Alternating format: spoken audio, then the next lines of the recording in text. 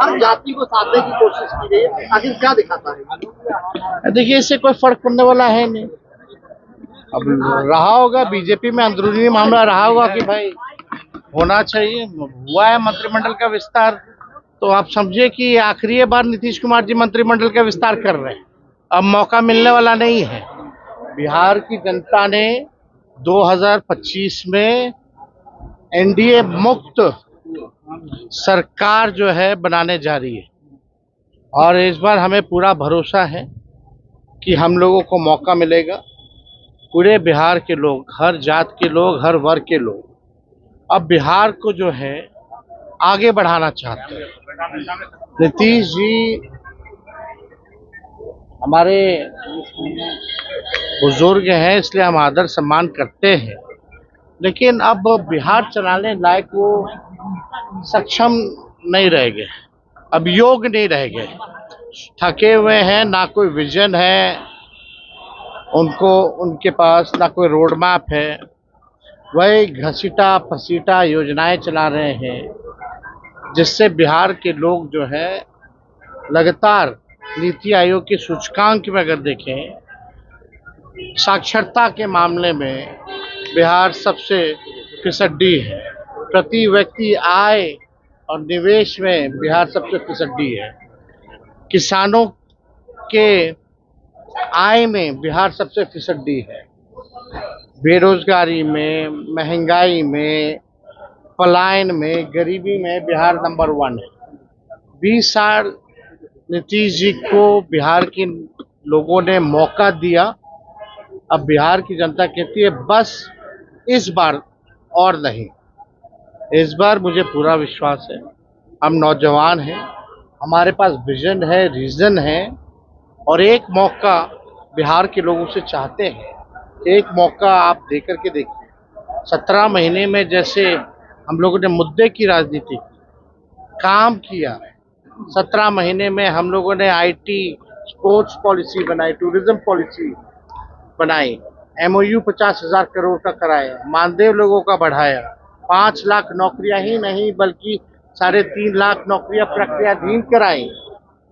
वैसे थके हुए मुख्यमंत्री को हम लोगों ने, जो असंभव कहते थे नौकरी रोजगार के बारे में, उनसे हम लोगों ने संभव कहलवाया, गांधी मैदान से अनाउंस करवाया। जो कहते थे असंभव है वो कहने लगे संभव है, केवल हमारे रहते 17 महीने में। तो अगर पूरा 5 साल का मौका बिहार की जनता देगी तो बिहार जो है तरक्की जो है बड़ी तेजी से करेगी। नरेंद्र मोदी जी आए या कोई आए, बिहार को, बिहार का बेटा और बिहारी मिलकर के ही आगे बढ़ाएंगे। कोई गुजरात का गुजराती आकर के बिहार को आगे बढ़ाने वाला नहीं है। लाडला मुख्यमंत्री कहा, लाडला मुख्यमंत्री प्रधानमंत्री ने नीतीश कुमार को कहा है। कुछ महीने पहले माननीय मुख्यमंत्री जी का बयान आया था महिलाओं को लेकर के, तो प्रधानमंत्री का सर्व से माथा झुक गया था। अब लाडला है ना, तो अब तो भाई प्रधानमंत्री अब उसमें क्या कहना। नीतीश कुमार जी पहले थाली खींचते थे, अब वो पैर छू रहे हैं। तो निशांत कह रहे हैं कि मेरे पिताजी को घोषणा कीजिए, मेरे पिता को घोषित कीजिए मुख्यमंत्री पद का। उनके बेटे कह रहे हैं पिताजी बहुत स्वस्थ है और 5 साल वो बिहार चला सकते हैं। जेडीयू के लोगों से भी ये क्यों भाई, हम तो चाहते हैं सब लोग स्वस्थ रहे, लेकिन जो सच्चाई है तो सच्चाई है। सच किसी के बोलने से छुप तो नहीं सकता। हमने भी देखा, आपने भी देखा, बिहार की 12-14 करोड़ जनता ने भी देखा है कि क्या से क्या हो गए उनके पिता नीतीश कुमार जी। और कैमरे में तो बातें छुपती नहीं है, सामने बात आ ही जाती है। 10 साल से आप नीतीश कुमार जी का एक ही टेप रिकॉर्डर सुन रहे, एक ही बात बोलते हैं। दूसरी बात अगर कोई बोले हो, चाहे सार्वजनिक मंच पे, चाहे विधानसभा में या चुनावी सभा में, या कोई उद्घाटन शिलान्यास का कार्यक्रम हो, एक ही टेप रिकॉर्डर बजता है नीतीश कुमार जी का, और कुछ नहीं बजता। अगर मुख्यमंत्री कहते हैं कि पहले महिला कपड़ा पहनती थी, तो अब इसको लेकर के क्या कहा जाए। अब ऐसे बयानों पे नरेंद्र मोदी जी का चेहरा जो है, जो दिखावटी 56 इंच का सीना है, वो और चौड़ा हो जाता होगा मुख्यमंत्री के बयान पे कि पहले कोई महिला कपड़ा पहनती थी। 2005 से पहले कोई पैदा होता था, तब तो 2005 के बाद से हो रहा है और कहाँ कुछ हो रहा है।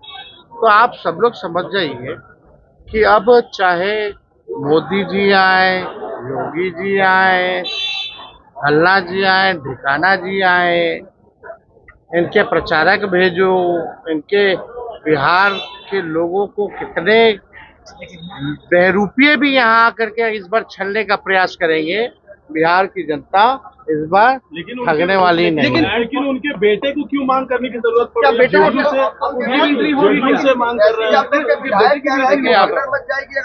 हमारी सीमा भी है ना, वो मुख्यमंत्री जी के पुत्र हैं, हमारा उनसे बचपन से रिश्ता रहा है, तो हम भी एक सीमा तक ही हम बयान दे सकते हैं। लेकिन चाहे जदयू में या भाजपा में कुछ लोग मीटिंग पे मीटिंग कर रहे हैं कि नीतीश कुमार जी के बेटे ना आए, क्योंकि संघी और भाजपाई चाहते हैं कि शरद जी की बनाई हुई पार्टी को बीजेपी हड़प ले। अगर निशांत आएंगे तो शायद शरद जी की